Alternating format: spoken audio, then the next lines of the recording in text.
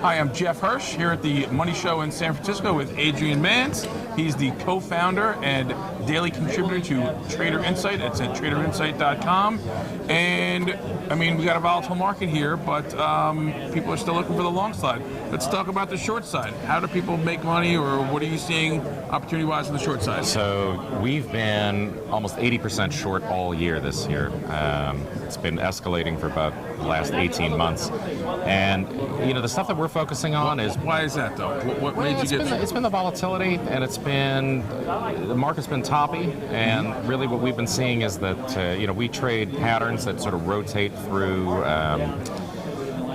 the market cycle a little bit ahead of the market, and we've just been seeing lots and lots of sell signals. So even as the market was going up, we were making money a lot easier on the short side. Is that because of the volatility on the downside? It's because, well, here's what I think. A lot of people just bought the recent highs, right? And, you know, first in, first out. So when these guys go and hit the tape, it accelerates to the downside a lot quicker than it picks up momentum to the upside. So how do people trade that, or how are you trading that? Well, so what we're looking for is usually we'll just look at a chart and look for big expansion moves, right? So we look for a big wide range bar, let's say biggest range of the past 10 sessions, moving down through individual support. stocks. Individual stocks, yeah, moving down. Failure at resistance, moving down through support. Yep. Something that gets maybe a couple standard deviations above the trend or something like that? Yeah, we're not even, in that case, we're not even measuring the statistic. Really, all we're looking for is widest range of the last 2 weeks, big volume, and then we go in and look at the tape at the end of the day to see where was the volume in the trend. So and that's where you find your resistance, where the volume peaks out?